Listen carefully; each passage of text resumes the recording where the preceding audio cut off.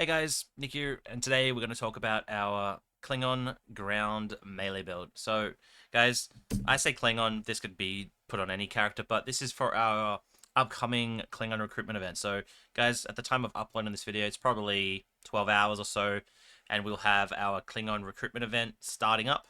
So, for those who know, for those who don't, one of the big components of the Klingon recruit is getting 2,500 melee kills. So, gets you this pretty dope batleth, and it's, I don't know if it's the best weapon in the game, but it's it's probably the best batleth in the game.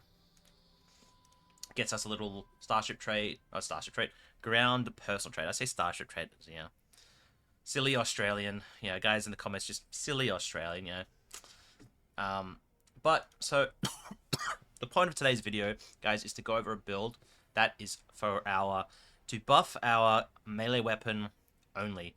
It's not going to be like using gravity spike, which might take the kills. It's not going to use ball lightning, which might take the kills. It's not going to use bubble obelisk or agony field that might take the kills. This is 100% buff the melee weapon. So when we're farming our 2,500 melee kills, we get all of them. That's going straight to the total for our melee kills and not getting stolen by another kit module that's not a melee weapon. Okay, guys. Starting off, we have our Mud's time device from our Discovery Legends reputation. So Discovery reps our Mud's time device. We have our ambush, which is our basically it's a big buff to probably one hit. It might not be the exact right kit module for this, but just in case you get like the lucky batleth swing or roundhouse kick if you're using a different weapon, and it gets you that big one hit maybe on a boss. That I like the idea of it. Coordinated synergies. So, sorry, guys. Ambush is an R&D. So R&D kit modules, not kit frame, kit module.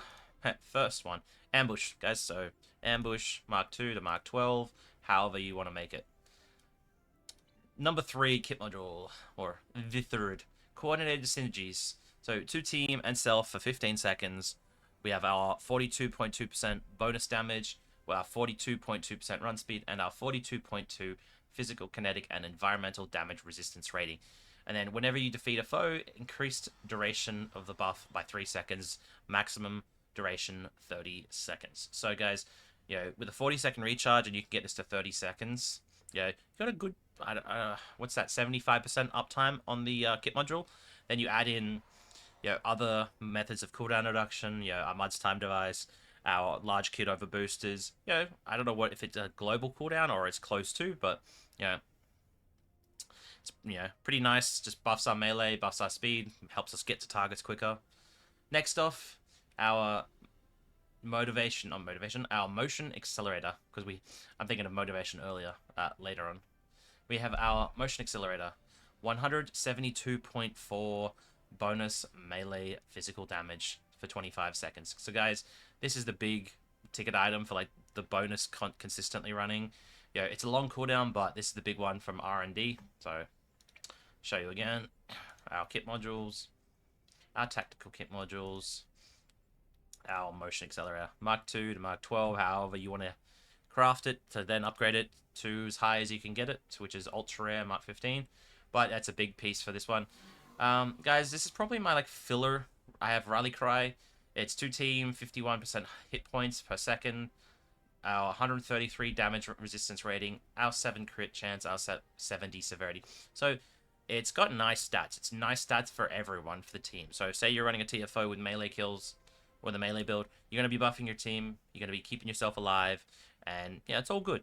I was considering running Gravitational Juncture. Doesn't do any damage, but it's a debuff and it's a pull in, so pulls everything into one target, so you can just sit there and whack, whack, whack, whack, whack. I was considering Devouring Nanite Cloud, but I was worried that it might take the kills from the melee weapon. And I was also considering, where is it? Bioessence Transfer, but I think same again.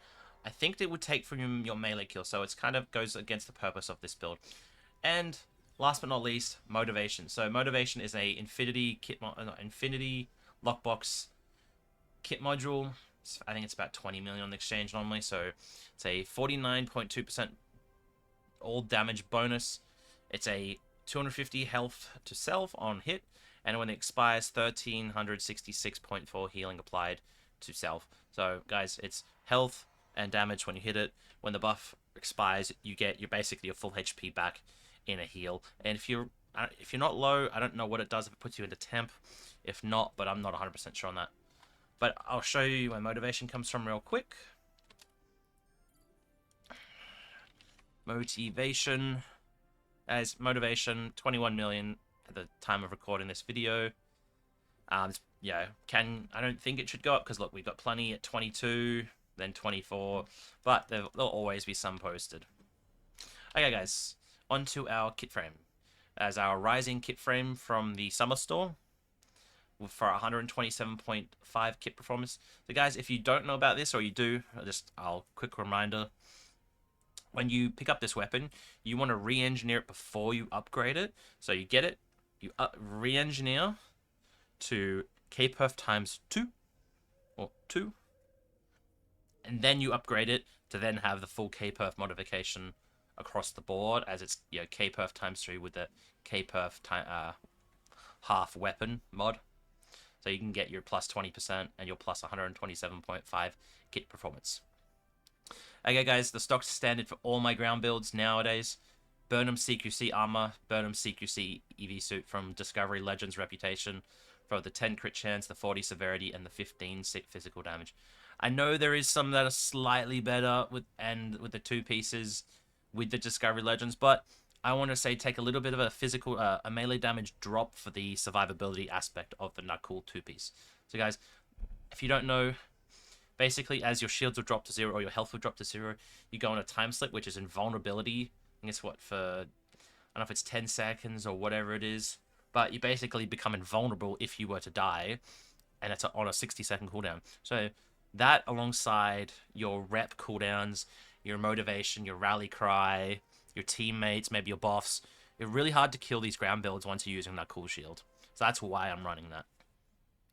And then for this build, I'm running the Bat'leth of Stovall to just represent the recruits. I think if you wanted a little bit more damage out of this build, you might run the Mind Meld device from Discovery Legends Reputation, maybe with the hostile environment, so you get the full 3-piece with the healing, with the cooldown reduction, with the bonus to freaking the finishes. But I think for the combination of a bit of crit chance from that cool 2-piece, the survivability, I'm going to stick with the Nakul 2-piece, because you can't do damage if you're dead. So better to be alive and be safe than to be dead and going, oh, I wish I was running Nakul shield. Obviously the Nakul temporal assault weapon from the mission, the Temple Front. So guys, future proof arc, the Temple Front. Sorry, coughy cough. And the Nakul, armor, Nakul shield, Nakul weapon. If you wanted to get all 3, but I generally have only ever got the 2-piece, the shield and the weapon, because armor from the Burnham CQC is just so much better. Alright guys, and now to my devices. I'm running, the most important ones for this build is the gambling device from Lobby Store or the Exchange. And I threw in the Parvin crystals for an extra heal. So Parvin healing crystals, 2 team, 35.9 hit points every 1 second for 15 seconds. Removes holds and stuns for 3 seconds. So it's just a little bit more of a defensive, just in case you're getting beaten up. You hit that and try and heal yourself up. And then the others are our Advanced Power Cell Anti-Proton Carrier Wave with the plus crit severity for 5 minutes. Our Miniaturized Alashi Walker, it's a combat pet. Most ground combat pets don't do a lot of damage, so you can pick your Warthogs or the Dinosaur. Just whatever is your preferred one, or the Synth Android. Just whatever is your personal preference. This build I've got on the Walker because who doesn't like an Alachi Walker? And the last device is the large kit overbooster for 37.5 kit performance, and to reduce recharge times on all my kit frames, on my kit modules by 37.5%. And as well, I'm running a duty officer, guys, which is good. It's a good time to go talk about our duty officers now that we're over here. I'm running a duty officer, a biochemist, that reduces its cooldown in half. So every 10 seconds, I get 37.5% recharge back on all my kit frames. So most of the time, they're always on their global cooldown. But while we're here, I'm running Elder Malikaton, which is the 10% Cat 1 to all damage.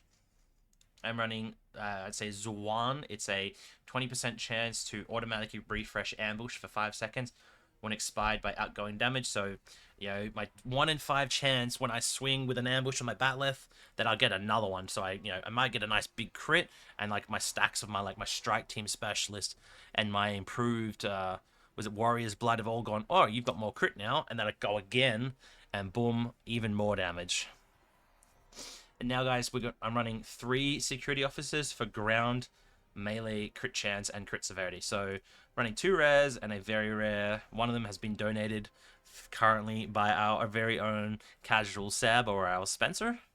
I think I was told I owe him a master key eventually for them, so I'll have to send that over at some point. But for now, it's on loan, or an IOU.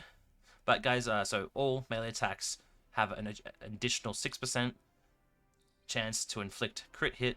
Also increases melee crit severity by 20%.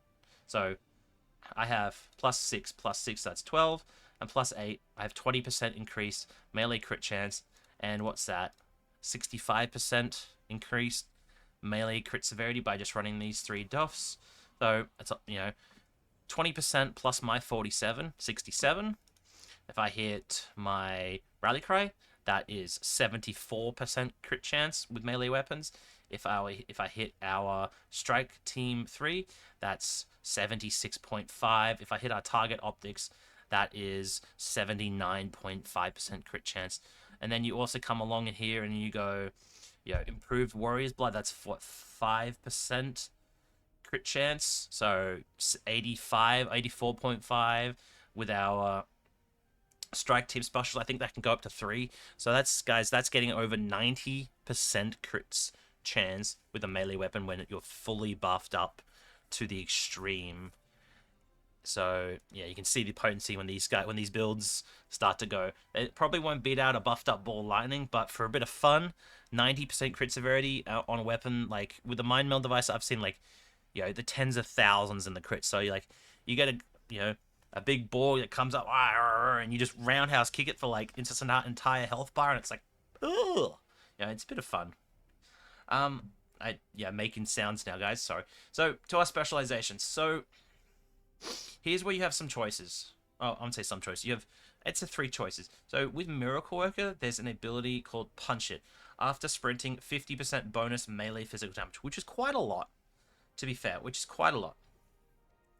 And then we infected by crit hit or crit heal. We have our thing. Problem with myself is I'll forget to use that. I'll forget to sprint or whatever it is to properly use that. So I'm running Temporal Operative with Commando. We have our cooldown reduction for our kit modules. We have our +50 kit performance. So we've just got passive stats, passive cooldown reduction to help this build out. And we have Commando. With Commando, it's nice because this is passive stats, 15% bonus weapon and melee damage. So we're trying to do melee damage, tickety tick. We have our reduced cooldown on secondary firing modes, our 20% cooldown reduction on the kit modules. When aiming, 5%. When crouching, when sprinting, gain bonus melee damage. So then again, sprinting, but Commando's basically the only secondary you're ever going to run on ground. And when you roll, you get a spatial mine. But, so guys, that's basically it. I just think Temporal Operative and Commando is just going to be just a consistent 2. And to our personal personal ground traits. Running Strike Team Specialist. So when attacking targets, you have 40% chance to gain 2.5% crit chance. I think it's up to 3 stacks. Correct me if I'm wrong. I think it's up to 3 stacks. Yeah, this stack. Oh man, I'm just blind. I'm trying to think off the top of my head when it's literally right in front of me. Sorry for that, guys. Yeah, this can stack up to 3 times. So this can be 7.5% crit chance by just hitting. This is quite potent. Space Explorer is a great gig. We have our kit performance equal to 20% of our kit readiness, so that's plus 37 for me, and 35% kit readiness. So cooldown reduction and improved scaling on our kits. Dulce Decorum S, 10% bonus damage, and then bonus swaps to 20% resistance rating upon being knocked unconscious. So hopefully with like running motion accelerator, that will help us not get knocked down, but you never know. Shadow of the Black Mountain, plus 30 kit performance to teammates who have yet to fall, so that's a death. But guys, if 5 of you are running this, it is a low B trait, so it's a little bit more expensive. You can have 150%, 150 kit performance to everybody, so that's quite potent. Hive Mind, 2% bonus all damage per teammate in a 20-meter radius. So guys, this is like, if you want to buy something to help your builds out, buy Hive Mind, because it'll help everybody out who's running Hive Mind. So it's just a nice little, I'm helping you help me, sort of thing. And one of our stock standard traits, Field Technician, 50 kit readiness, so cooldown reduction on our kit frames, the big thing that makes us go, boom. Our improved Warrior's Blood, so guys, you'll only have this once you get your 2,500 melee kills, but it's melee kills grant a stacking bonus to critical chance up to 5% and a 10% crit severity while the bonus is maximized. Stacks fall off after 60 seconds, so you should hopefully have them never fall off. So Technophile plus 100 kit performance. This, I'd say there's a few different ones. Maybe you could run upgraded gear if you're on like a longer form combat, like you're on a big story mission. I'd run upgraded gear because you can get the plus 50 constantly instead of the plus 100 on a 33% uptime. We got our Vicious. We have our, for every 6 seconds in combat, max 5 stacks. Our 1.5 bonus all damage, so that's 7.5% bonus all damage. And our crit severity, which is, 6% crit severity, which at 5 stacks will be 30% crit severity, which is quite nice. And our creative, which is 30% kit performance. So guys, kit performance, that's, your main stat on ground alongside crit chance and crit severity. So, thumbs up. And last but not least, our ground reputation. So, ground reputation, we're going to run Deadly Aim for plus 20 crit severity. We're going to run Omega Weapon Proficiency for what we care about is our 12.5% bonus all melee damage. We're going to run our Close Quarters Combatant for our 15% all melee damage. We're going to run our Miniaturized Chrono Capacitor for our 9.4% kit module ability recharge speed.